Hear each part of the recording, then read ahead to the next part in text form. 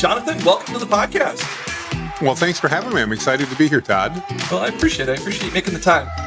As we were just kind of talking offline, I think you have a lot of interesting both background and then some ideas about like how to be effective in this kind of AI environment. And people are like, lots of things are changing, and I think it'll be interesting to talk to you about some of your experiences and how you think some of these tools can be really applied to kind of software startups. So I'm pretty excited about this conversation.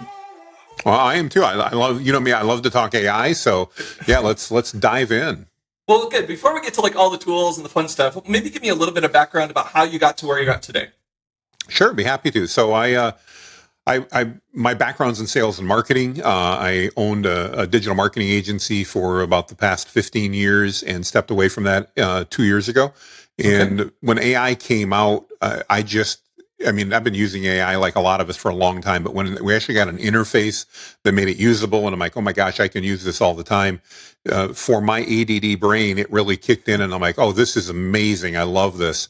And the agency we'd had for about 15 years, I had just gotten to a point where I was like, I think it's time I take a step away and do something different. And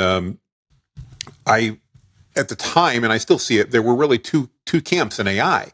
One was, oh my gosh, it's evil, stay away, don't get me anywhere close to it. And then the other was, 18-year-olds leaning on Lamborghinis and standing by Learjets going, you're going to make millions of dollars with it. And both of those I thought were equally ridiculous. Yeah, and it's a big middle. Yeah, exactly. And I just felt this desire to say, I want to help both businesses and their teams understand that this is such an amazing tool to amplify skill and experience and hopefully help them see how it is. Because I really saw it as, and I'm going to use an AI phrase, but as such a game changer in the industry. And fortunately, I started building a community, grew that. We've now got almost 500,000 people between my email list and my community that we talk to every day about AI prompting and how to use it. And we've really tried, Todd, to focus on practical day-to-day usage. So I've got a lot of great peers that are tremendous on the theory and tremendous on all the deep, heady stuff. That's not me. I'm your sales and marketing guy. So I want to know, what can I do? What can I use it for today? And so that's a lot of what we do when we work with the people in our communities. What can we do today, this week, or maybe this month, as opposed to, well, what's coming down the pike that we want to look at down the road? We're really looking for actionable strategies that we can help people implement today. So maybe I want to back up. You kind of had a throwaway quote in there about how your brain thinks and how this was a game changer for maybe meeting your kind of your thought process and then the tools being used. Maybe talk to me a little bit about like how your traditional workflow worked and why that was maybe difficult for you to adhere to. Is it the discipline? Is it the consistency? And then how does like AI change that for you into a positive? Yeah, so I think the biggest thing for me is I got diagnosed with ADD about 12 years ago. So I'm one of the official entrepreneurs who can say I don't think I have it. I know I do. Yay, it's a superpower now. But it gives, one of the great things about ADD is I can hyper focus, but I can only hyper focus for a short period of time. In other words, I'm easily distracted, and whether that just be because I switch tabs in my browser or because I got a new idea, it's very easy to be distracted. And what AI really allowed me to do better than anything I ever had before is, I literally, from moving, I have boxes full of legal pads and steno pads of ideas that I've written down that I didn't have time to get to right now, but I'd write them down so I'd get to them later. They're still in the boxes. They're still on the steno pads, and most of them I've never gotten to. AI gives me the ability to ideate and to try things out really quickly. So if I've got an idea, I can generally in that about 20-minute window that I can hyper-focus, I can make progress and move that forward. And then I can determine what I want to do with it. That makes a huge difference for me and just in my workflow and the way that I do things. And not everybody's ADD. I mean, my wife's an operations person and I drive her crazy.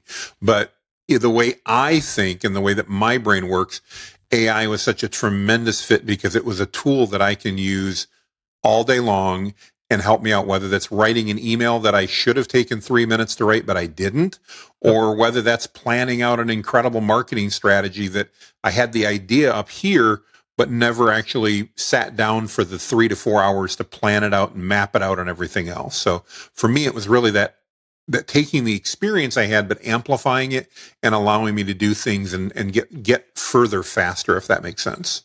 It does, and maybe I'll string this along a little bit. I guess I have a Sure. hypothesis that's probably similar to what you're saying. Is I think that AI is pretty good with knowledge, right? They'll do some things for you, but the intelligence piece of this, and so what I hear you saying a little bit is, I have an idea and a framework to go. This is where I'm going, but like AI can fill in a lot of that stuff that would take you time and focus to go do. And so your superpower Precisely. is understanding that framework about where you want to go, and then using AI tools to fill in some of that. And it won't be perfect. Don't get me wrong.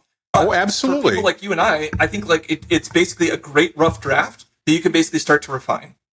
Yeah, and what I found is, I've always, not always, but for the last 20 years, I've really tried to surround myself with a team that's good at the things I'm not good at. Yep. But one of the things I always struggled with there was taking the idea that I had and getting them enough information that they could run with it. Because in my mind, it all made sense. But oftentimes when I tried to speak it, I can't tell you how many times I've had conversations with my wife, who, again, she's an operational genius. And she's like, okay, tell me about that. And the moment I hear the tell me about that, all the brilliance that's up here doesn't come out my mouth. And I'm like, oh, never mind. It's just too much work. Even though I thought an AI kind of fills that gap in and allows me to very easily get enough information to my team that they can then execute on it or ask me the relevant questions that pertain to that. And it sounds weird, I'm sure, for people that don't live in that mind space. They don't get it. But for me, it's just, I've got a very short attention span, and I've learned to embrace that instead of trying to fight it. For most of my career, I fought it. And I'm like, I got to get better at this. I got to work at this. AI finally allowed me to go, you know what? It's okay that you can only concentrate for 15 to 20 minutes. But boy, can I get a lot done in those 15 or 20 minutes. And in my case, often enough, because I've surrounded myself with people that are good at things I'm not good at, that I can get it to a point that I can hand it off to them to complete. And that as a business owner and as an entrepreneur has really been an incredible feat for me. Yeah, I agree. Well, I appreciate you sharing, because I don't think you're alone. I think there's lots of people, whether they've been diagnosed or not, that probably have the exact same problem. And I think our society, we're just bombarded with stuff. So our attention span, even in the best of cases, is not very good. And so I think that's pretty insightful. Maybe to kind of like wrap this section, like, are there some use cases or things that you're using AI for that maybe people would be surprised at? I mean, there's a lot of things that I think we all know use cases for, but like, are there some things that you've kind of gone, never thought it was good for this, and it's amazing because I applied it in this different way? I think, I'm always surprised by the things that AI does well, and not perfectly. I mean, you made a point of pride. It's not like it's perfect, but it fills in so many gaps so quickly. For me, I also have a quest for learning. I love to learn new things. And one of the things I use AI for a lot is to help me learn at least enough to decide, do I want to do a deep dive into it or not? So, simple little things. A couple of years ago, I thought it would be absolutely perfect if I learned how to smoke meat and become a great barbecuer.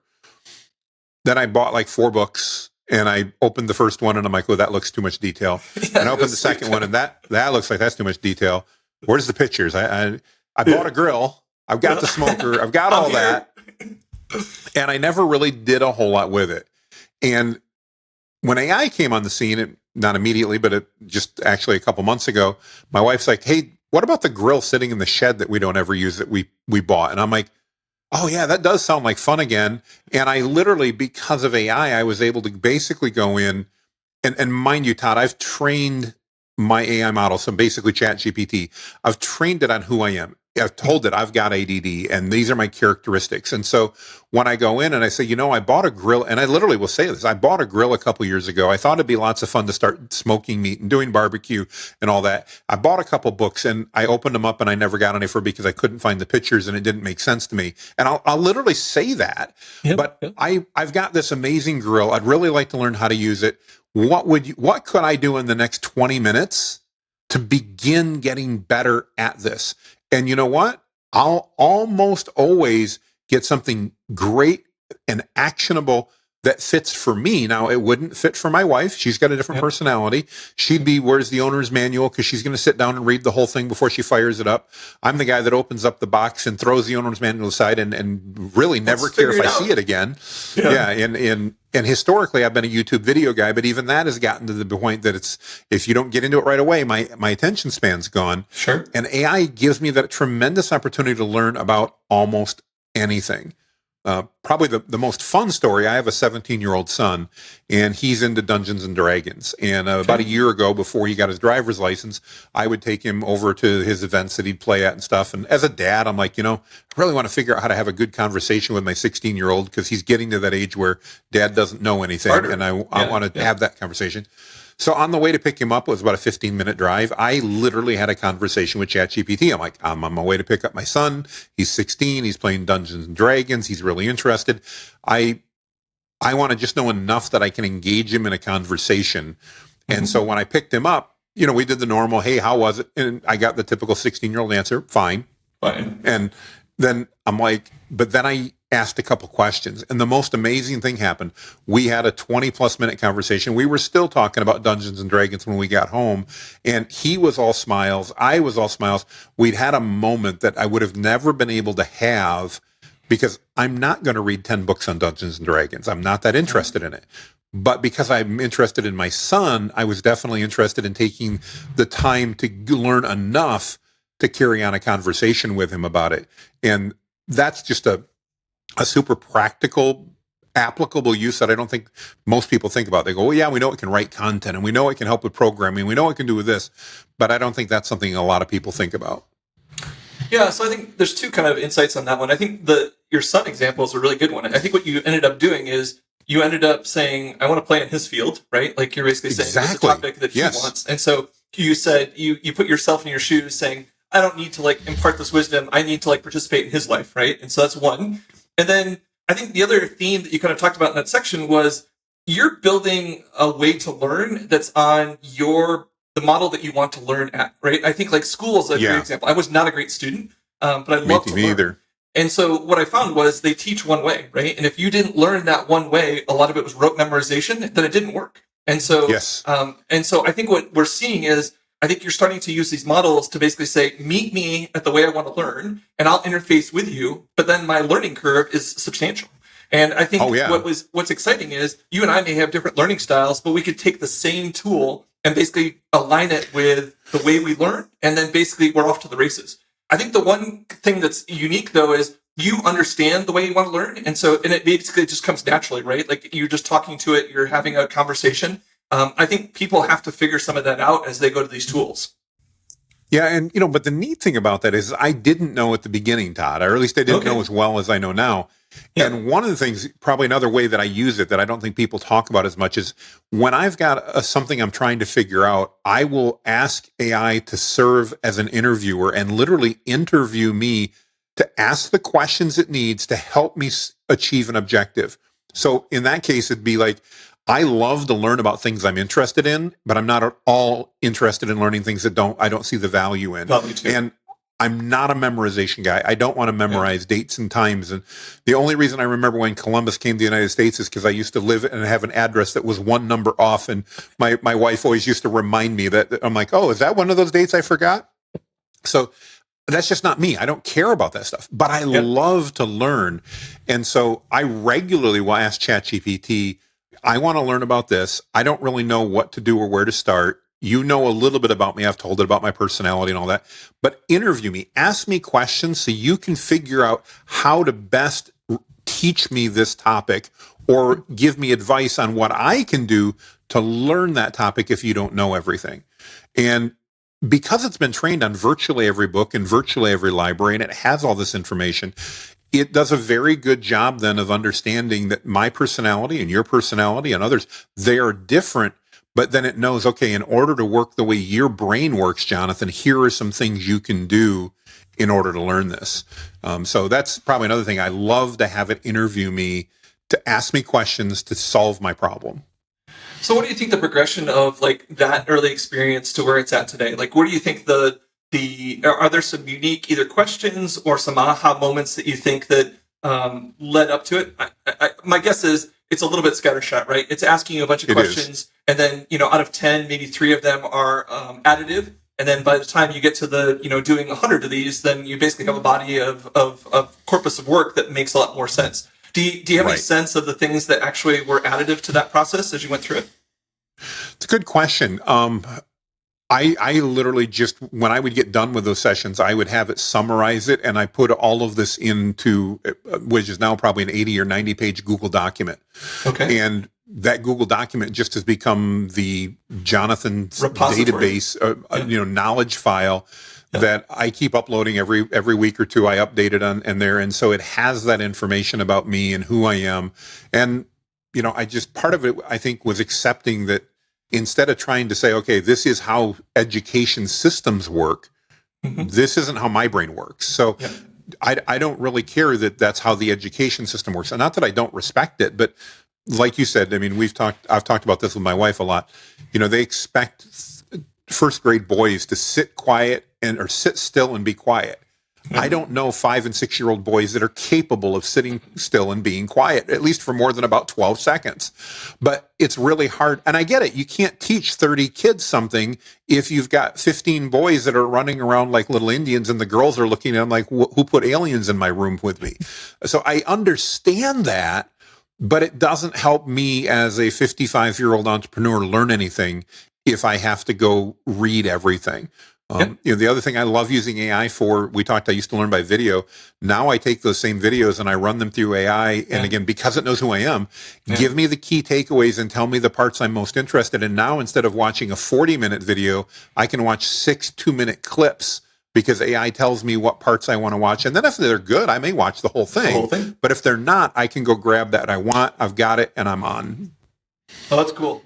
Well, I think your journey is pretty interesting, and I think there's a lot of insight there that other entrepreneurs can pick up from. So maybe let's go backwards a little bit to say, hey, I'm an entrepreneur. I'm listening to this. This is interesting. I've dabbled a little bit with ChatGPT. It hasn't been part of my workflow. Where do I start, right? You see a lot of people that are skeptical. They've had either a negative experience. They hear, privacy issues, hallucinations. There's a whole bunch of stuff that basically makes them to say, I just got to get my work done. I don't know if this is additive to going forward. And so what would you say, and where do they start? First of all, don't try to master it. Just find something that you can do that will save you time. I find the best way to get started is identifying something that you do on a regular basis that maybe you don't love doing, that you could offload to AI to help you do. It's the other thing is, and understand that we're not using AI like some sentient robot that's going to just take care of things for us. It's there to assist us in that process. So whether that's me learning how to grill better and to do better barbecue or anything else, it wasn't there for me to go, oh, well, you just take care of that and take that brisket and take care of it for me. No, it was there to help me do that faster, more expediently, and to save me time in the process. Hopefully by teaching me things that I didn't know. Kind of in the same way, Todd, that, I've hired business coaches for most of my life because I've believed that I would rather pay somebody to learn the things that I don't know versus having life's experience to go through them all on myself. Sometimes that works, sometimes it doesn't, but AI's got a lot of that knowledge, and then it can amplify my skill and experience when I dig into that. So my ADD brain already kicked in and I forgot the question, but hopefully we were headed in the right direction there. Well, I think you're talking about just finding something. And so it could be as simple as, I have to write this report for work or this email. Yeah, how to get started. Yeah, you got to get started. And so you kind of talked about just finding some low-hanging fruit. Right. And so, can it help you do it? And so, and I think your comment about maybe things that you don't rush to do. Right. And so we have all those things where it's like, if there's 10 things on the list, what are the bottom 3? Like looking at some of those, because those are the ones you're not going to get to, and you're probably not going to put as much time and effort into it anyway as you want to. And so maybe that's not a bad place to start. Yeah. And the other thing I'd add to that, Todd, is that I know, especially as business people, we often see the latest and greatest software. And of course, the moment you mention AI around your phone or you use it or anything else, you're going to start seeing ads for hundreds of AI tools. Don't worry about all the tools. There will be a time in the future when you will go, oh, I use AI to do this a lot, and this tool may help me do that. But when you're getting started, for that audience is out there, it says, okay, it's 2025. I really want to get started with this. I'm a big proponent. Start with ChatGPT. It's simple. It's basic. Is it perfect? No, but it doesn't have to be. It's kind of like a car decision. I have friends that drive Chevys. I have friends that drive Fords. I have friends that drive Toyotas, and you can pick any brand. We all get to the restaurant when we go out to eat. We all get to church on Sundays. We all get to where the market when we need to go there.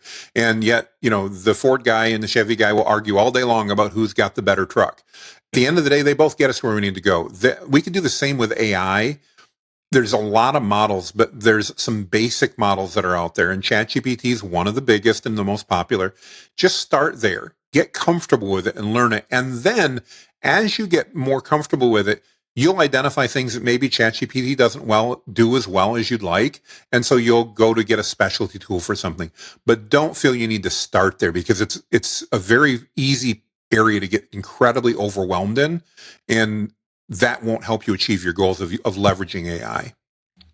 Yeah, so I'm going to basically recount one that I just did with an entrepreneur this morning. So he's dabbled with it, and he's got some presentations for angel investment coming up. So the company's doing okay. Yep. They're getting ready to graduate.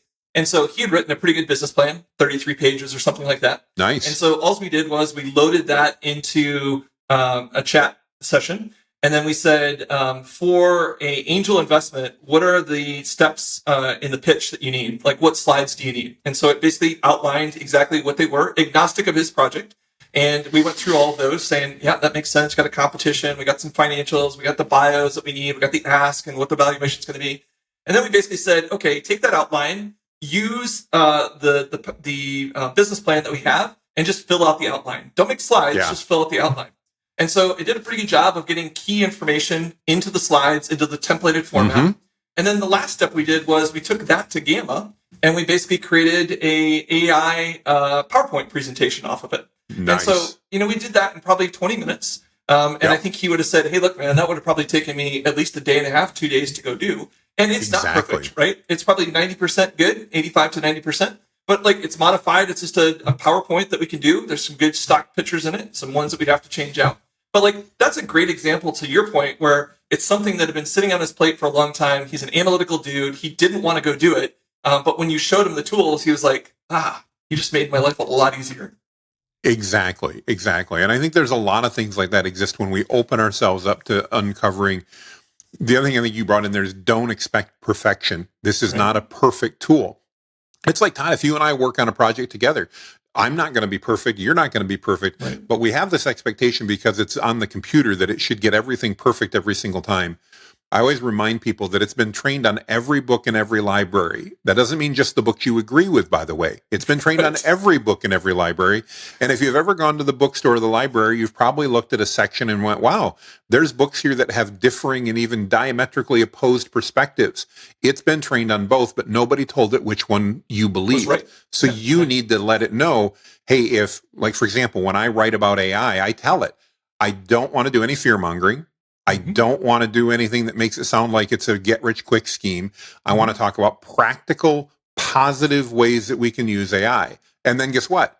It focuses on the way I would talk about AI, and it works. And again, gets me 90 to 95% of the way where I'm going in, like you said, in minutes. The other thing I'd add to that is that I think a lot of people expect it to be an easy button, meaning, I should be able to do this and it'll just take care of it. That's not really how AI works. AI is, I like to refer to as an easier button. You talked about the presentation with Gamma and all that. You didn't just think and go, wow, I need to turn this into a report and a presentation, and it was done. You still had to spend 20 minutes doing it, but it was 20 minutes instead of 20 hours. Right. And I think I guess maybe one of the things we were talking about this before we got on the actual podcast was there's a difference in how you think, right? What we did in that example was you basically said, what does a world-class PowerPoint look like in an outline for it? Then you basically had them populate your information. Then you actually made the PowerPoint, right? And so you're picking up something that's like, I just need a PowerPoint for this pitch deck that I'm going to go do. And you basically broke it up into sections and you leveraged it when it's good. But I think that's something some people, they rush to the outcome versus breaking it up into smaller chunks and basically figuring out how to leverage this. Because I think what I found with chat and some of these other ones, the bigger the jump is, the more problematic it could be in getting the output you want. If you do an incremental, smaller chunks, it builds on each other and it validates they're moving in the right direction. Right. Absolutely. Yes. Yep. And so how does that change? Like, how do you change your thinking process? I guess is what I'm trying to get at, right? Because it's one thing as a tool, but the second piece is you have to kind of re-engineer the way you think about doing work. You do, and I think again, a big part to me is that it's understanding that it's a tool, it's not a replacement. I think is the first part of that thought process, that we're naturally about, okay, this is just going to do this for me, and that's not, for the most part, how it works. I mean, we're getting agentic AI now that's coming in, which basically means we're combining AI and automations, and by the end of the year, we're going to be. I mean, today we can do some pretty cool stuff, but I often hear from people that, AI is going to take over. And I'm like, well, let me give you an example. You can open up ChatGPT on your computer and you can stare at it all day long and nothing is going to happen. Nothing's happening. One of my peers just put out a video, it was probably a month or so now, about how they had watched a presentation that AI set up a brand new company, corporation, LLC paperwork and all that, and registered it with the government with no interaction. I picked up the phone and I called him and I'm like, there was interaction. He goes, no, seriously, there wasn't. And I said, somebody had to tell it what the company name was. They had to tell him what state they were going to file in. They had to give him payment information so that they could pay the government to do it. Well, yeah. And I said, so it didn't do it on its own. Right. Well, but it did a lot of it. I said, there's a huge difference between doing it on its own and doing a lot of it on its own. And I think that's, as we develop our thought processes and our workflows, I think that's an important thing to keep in mind as well. Okay, well, that's good. So let's maybe pivot to how you think about using this in marketing. Your background is in marketing and from an agency perspective. You've got all sorts of, I think when founders are starting, they're building, they've got like a genesis of why they're doing it. They start building some assets. And their digital brand, I mean, they're starting to talk about that. As I was telling you before, like me writing a Substack was part of this too, right? Where it's trying to raise visibility for our program. You're trying to like have some thought leadership. So maybe talk to me a little bit about how founders can leverage kind of this idea, this mentality to really put it in and start to like think about this in a marketing perspective for their startup. Well, I think there's one of the best things that I think AI allows us to do is to better understand our prospect and who we're going after. Okay. We don't have to cast as wide of a net because we can cast 20 narrow nets that are more likely to capture what we're doing. I'm no longer have to say, okay, I don't have time to create 3 email campaigns because I've only got time to create 1 or the budget to create 1. Mm-hmm. I can now create 1 and then tell it, all right, we're going to change the persona of who this is targeted for. I can segment my list or I can segment my prospects and I can do much more targeted marketing. So I think that's one of the big difference that it makes. The other thing is that it understands psychographics and demographics and all that quite well. And so if you're not 100% sure, and I'll admit I'm not always 100% sure on my audience. I think a lot of founders are not so sure on that. Use AI to help you understand that audience and the segments of your audience better, because then it will, again, allow you to target better. And the better we can target, the better we are. If somebody looks at me today and had an ad that turned on and said, hey, Jonathan, is your name Jonathan and are you wearing a burgundy hat that has La Paz, Mexico on it? I'd be like, hang on, how did they know? And I'd pay attention because that would be incredibly niche-oriented targeting. And while that's probably an extreme example, certainly we can do much more niche-based and segment-based marketing with AI. And that, to me, I think is probably one of the biggest things. The other is just, if you're not sure, this sounds really trite, but if you're not sure what to do or you're stuck on something, ask GPT to ask you questions. We talked about that interview process to help you solve the problem. Don't assume it knows everything. It's kind of like when I talk to my wife. I oftentimes assume she knows what I'm thinking, and I know she sometimes thinks that I know what she's thinking. But that never is the case, and AI is the same way. The difference is it's so easy, especially if we're using our phones nowadays, to just ask me a question. And one of the things I use a lot, I use the voice feature.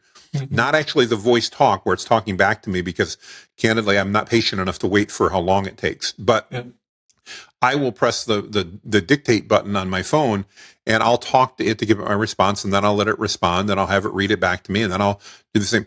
And because it's a natural language model, one, that's easy for how I think, but it also works really well because of the fact of how the model's written. So if you're a founder that's out there and you're interested in leveraging this for marketing, first and foremost, have it really help you understand the different segments of your audience. And then secondarily, when you're trying to put your messaging together to get in front of that audience, whether that's an angel investor or whoever that may be, I mean, for that matter, you could be, maybe you've got 3 angel investor meetings this month. Each one's got a different personality. Imagine allowing AI to go out and learn about that angel investor and then categorize and customize your pitch to that investor, because pitching to Todd is going to be slightly different than pitching to Jonathan. And now with all the public information that's out there, that's literally possible to do. And it's, this morning I can give an example. I'm doing a webinar on Monday with a peer of mine. He and I have known each other for years. I didn't want to take the time to explain everything about JC to my AI so that it could do it. So instead, I just turned on the search mode and I said, here's how I'm doing it. I've got a webinar coming up with JC on Monday. Here's what we're talking about. Here's what I need to do as far as creating marketing materials. I need to create some social media posts and stuff. And by the way, I'm going to put together a form. And so, give me a cool snippet I can use on the form. And I didn't have to tell it all about JC or even about myself. I literally just said, go search. And it came back and I told it, begin by creating a comprehensive writer's background document on JC that I can give to my writing team. And we go, what do you mean your writing team? Well, my writing team happens to be ChatGPT. But I had ChatGPT go create that. And then my next prompt was, all right, now using that background information and all you know about JC, all you know about me, because I've trained you on me, now help me write the marketing content for what we're doing on Monday. And by the way, here are the audiences that we're reaching out to.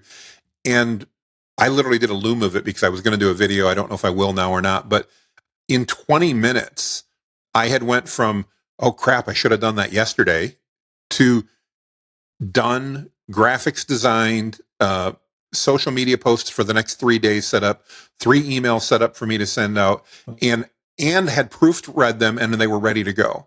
And that's where it can be just amazing to me. But sometimes we need to change our thought process a little bit, because I may not think to say, okay, Todd and I are going to be doing a webinar. Go out and search for information on Todd so that you know who he is, so you can best represent him when you do this. That type of stuff I don't know that we're thinking of all the time. So I'm curious. I mean, my I have kind of a different workflow that's probably similar, but even in preparation for this with you, right? I basically just created a notebook LM, Google. Yep. And I basically took a bunch of, podcasts and web pages and stuff and put it all in there. And so I probably had 15, 17 different things. And so I said, I have a podcast for startups. What are 5 topics that Jonathan can talk about? And we came back with 5. And that's when I basically wrote back to you saying, yeah, you'd be a good fit for us because it kind of overlaps your experience. I didn't know anything about you. It was just a cold email that came in. Right. And then from there, you can kind of blow out, like a podcast script or whatever you need with all the citations, which is super nice too. And so you can kind of pick and choose. And so similar kind of idea. The tools are a little bit different, but very similar. Very similar. Yeah. So let's go back though. You made some comment about knowing kind of what your ICP, your ideal customer profile is, and then doing personalization. So we have a company internal to the program that's graduated already, but they're in doing college camps, so sports camps. And so what they were doing was they were finding the coaches, and then they were basically doing some enrichment to figure out where was their alma mater, where did they go to college, and then doing some custom work in their email drip campaign to basically reference that or something about some news about their college that they were doing that was relevant. And you're right, the engagement was much higher. We used Clay, Clay and Apollo were some of the tools that we used to basically do some of that enrichment. And then we ended up shipping that over to Bangladesh. We had a team that did some of that where they just filled in, they just looked up the rest of it and figured it out. What do you recommend with some of that? Because I think personalization is so powerful if you can do it right and it's not creepy. Yeah, and that's one of the big things is it too creepy? But I would encourage most startups, don't worry about getting too creepy, because you've got a long way to go before you get to too creepy. In most cases, I mean, there can be exceptions, but in most cases, in the markets that we're going after, I think the tools you use is really, I'm going to go back to kind of that earlier conversation. the more you do it, you're going to identify specific tools that are really applicable for your process and the way you do it. But if you're in startup mode and you're getting started with it, the big players are ChatGPT, Claude by Anthropic, and Google Gemini. You talked about using, Google Notebook LM, which is a Google product. That's fine. You could use Claude. You could use, as we're recording this, there's been all kinds of news the last couple of days about the new Chinese models, and there's actually 3 of them out. You can use those if you want. We can have a long discussion whether you should or not, but it doesn't. At the end of the day, they're all likely going to do what you want and get you where you need to go, or at least get you.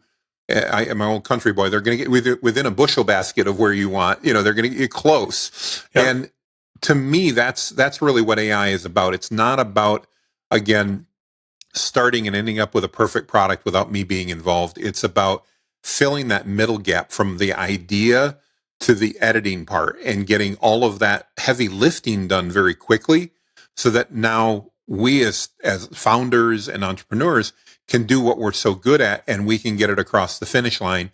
But we didn't have to spend the 8 hours in the middle because in 8 minutes, AI was able to do a lot of that for us. Yeah, that's a good point. We have encouraged a lot of our entrepreneurs, if you're going to spend $20 a month, look at something like Poe.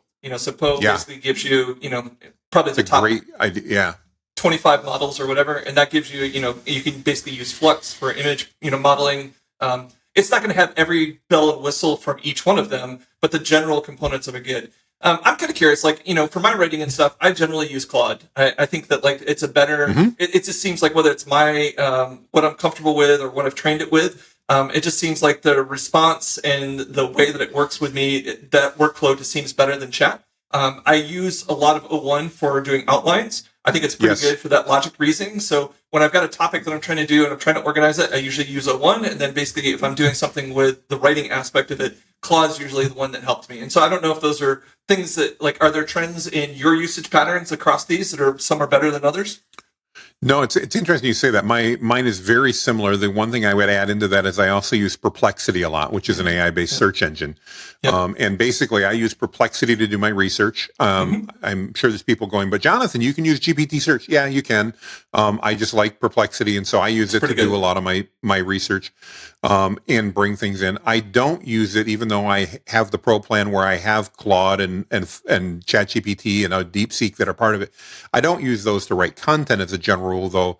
I then, like you, I often go to O1 and ChatGPT and have it create my outlines. And that's just kind of a workflow. If I'm creating something, I'm not just asking in one prompt to go create this entire marketing campaign.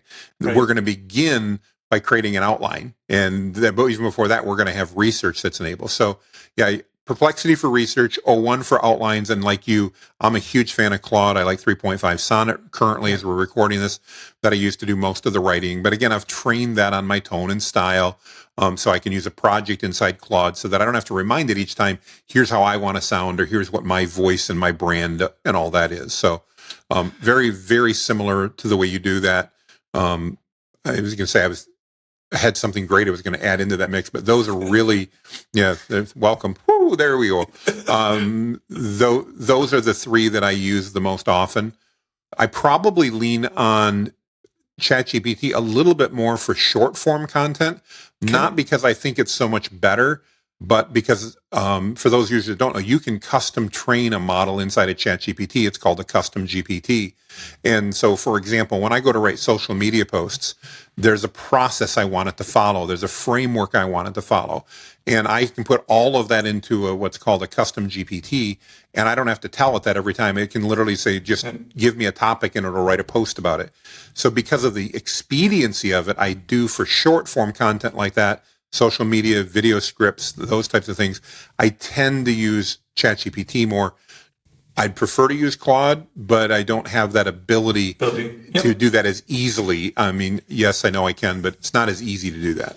Yeah. So, we probably got 5-10 minutes left. I'm curious on if you had to think about 5 assets or 5 things that basically a founder would have to do around marketing, and then basically walk through them about how to do that with AI and really kind of crashing it. I mean, I think they're always so busy, right? And I think marketing becomes an issue, but they kind of, I'm trying to find those first couple of customers. Oh crap, I got to do a bunch of marketing too. to support the sales exactly. effort. And so what would you recommend with your experience from an agency perspective, working with entrepreneurs, and then this overlay of basically using AI to kind of crash some of that? I think the first thing I would do is learn how to do basic training of your AI model. And it's not like training a dog, but it's literally letting it know things like your personality and giving it samples of maybe videos that you've done or speeches or anything like that. Let it know that. Do the same for your business so that it knows your brand and understands that. And the reason I recommend that first, Todd, is everything else becomes so much more easy once we've got that part done. It's relatively simple to do. 30 minutes in the average founder by talking to it, having it ask you some questions, and maybe uploading a podcast or two that you've been on or a webinar that you've done. And you can have a fairly well-trained version that now will reflect your tone and style as you're working on that marketing content. The other thing that I highly recommend is that, again, in the context of what we're talking, have different conversations going. Much like texting, I can have different unique conversations going with it. And one of those should be as a marketing advisor. So when you're going in as a founder and going, I don't want to do this marketing, have a chat going that's talking about, just tell it, I need you to act as my marketing advisor or as a marketing consultant. And then within that chat, you do that. And then you start another chat. Maybe if you're okay, the marketing consultant said we need to write an email campaign. All right, start another chat. And in that chat, you're an expert email marketing copywriter. And I need you to help me do the following. And maybe they said, all right, you need to build out a landing page. Okay, let's start a new chat. You're an expert at building landing pages that are highly converting and that cause visitors to turn into buyers. And then tell it what you need there.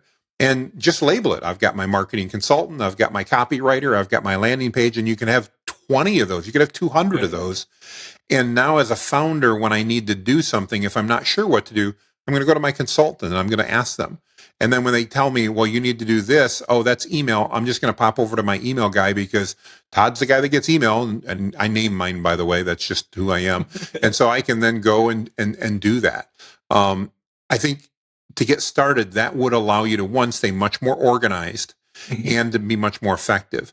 ChatGPT and all the other tools do have a limited memory. So at some point, your conversation will get too long and it'll start to forget things. It's easy to help it back out, but by splitting it up into separate discussions as opposed to having one super long conversation, ChatGPT will do a much better job of not getting confused and doing what you asked it to do. Yeah. I guess I could hear one of the things that an entrepreneur would say is maybe I don't have a great voice or brand that I'm trying to do right now. I'm maybe trying to copy somebody. And so, even when I started writing, I really like Morgan Housel's writing style, right? I think he does an amazing job of taking something that's kind of maybe dry. Michael Lewis does this well too, and they spin something historical into what you're doing. And so, I looked for things like that. And I even I would have a section that I here's a paragraph I'm struggling with. How would Morgan Housel rewrite that, or what would they do differently? And it's amazing where it would basically say, okay, well, here's an idea that you can work with to do it. And so even if you don't have a strong brand and presence or style yet, as a lot of entrepreneurs don't, you could do something that basically is well known, and you basically but it's going to be authentic to kind of what you're trying to get done. But it's interesting that you can pick some of those styles and apply them to the things you're looking for too. No, and that's a really good point. If you like reading a certain type of book or whatever, you go, man, I just love it when I see that. Maybe you watch somebody on YouTube. I'll pick on Gary Vaynerchuk just because he's probably somebody heard of. If you like Gary's style, you can say, use Gary V's style and it will do that. Now, if you don't like Gary V, then you can also do the opposite and go, I want this, but I don't want it to sound like Gary V, and it will do some differences from that. So yeah, anybody that's reasonably well known, you can do that for, and it'll be effective. I do that when I write my ads. I'm not an ad copy guy, but I have a friend who's a brilliant ad copy guy, and he's fairly well known.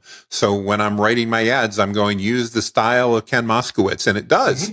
And I get a better ad out of it because it knows him, it knows his work. Again, it's all public stuff that it's been trained on, and it can reference that and pull that in. And the other part I would add to that, Todd, is especially as a founder, when you're new to this, don't give it one prompt, get your response back and go, well, crap, that wasn't what I wanted. If it's not, just like when you're working with somebody, continue the conversation. Continue on with that. If it gives you something that's only 50% of the way there, say, well, we got these parts right, but this part we missed on. I want to change that. It'll never get mad. It'll never be offended. And you can have it really refine stuff so quickly and so easily that I'd encourage you, don't fall into that trap of, oh, I asked it a question, I didn't like the response. Well, then ask it a follow-up or give it more information. Yeah. Yeah. What do you think happens, though, Jonathan? It's like, if we do this and you multiply this out, do we just have a lot of noise on the internet, right? I mean, it's making it easier to build more content. And I think what I think is happening is it's just harder to differentiate, right? So lots of people are upping their game. The cost to create content is going way down. And so you're just kind of flooding the goal with a bunch of this information. And so from a buyer perspective, or getting distinguished or understood, like how do you use these tools to basically stand out?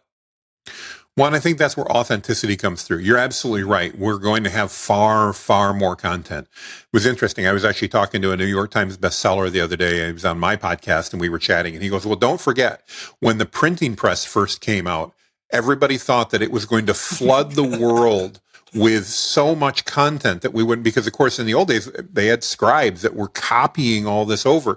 All of a sudden we had the printing press. Now, do we have a lot of books? Yeah. And you and I probably know that most authors don't make any money writing books.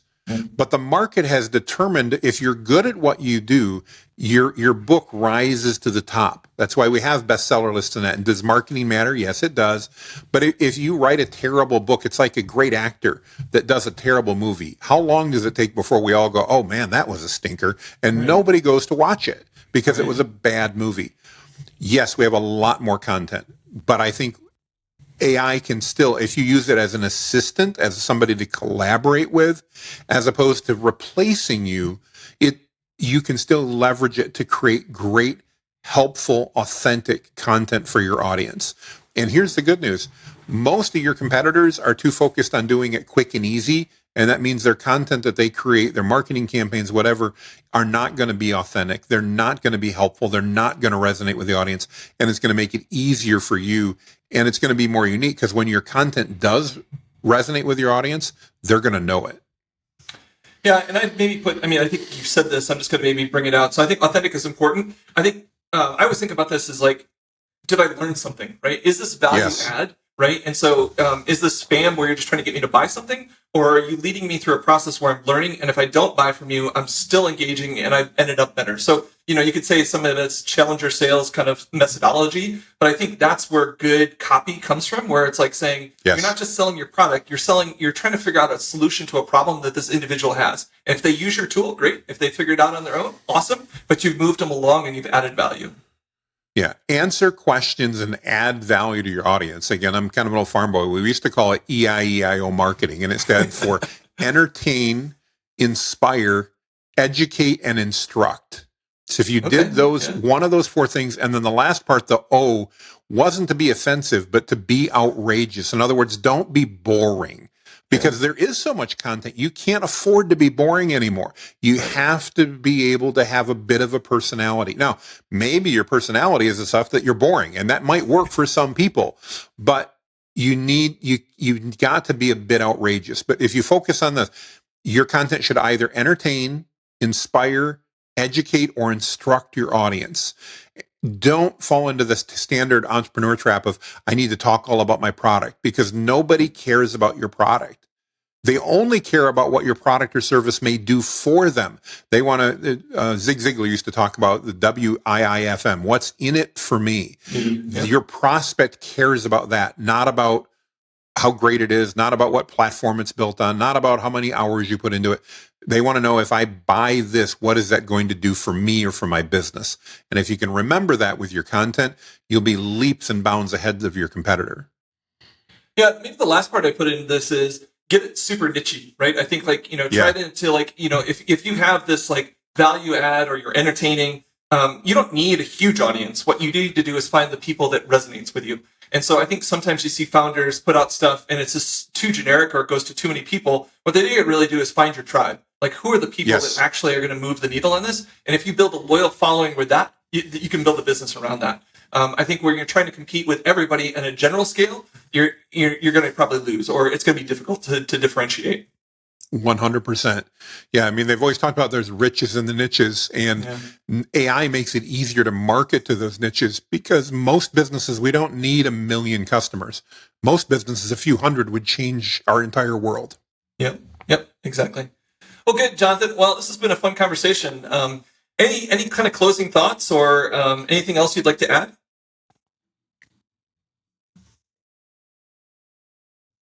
Sorry, I was looking for that cough button. I found it. I hope just in time.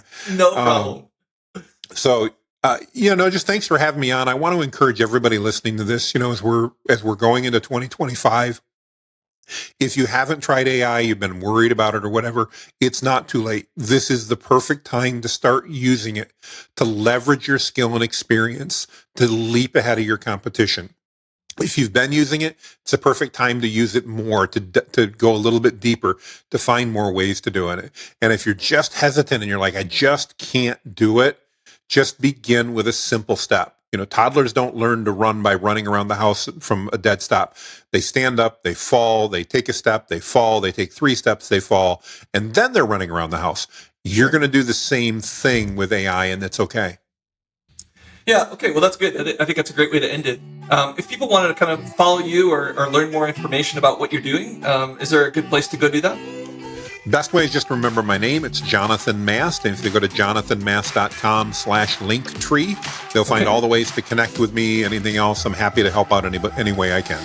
Okay, well, great. Well, thanks again for taking the time and sharing your insights.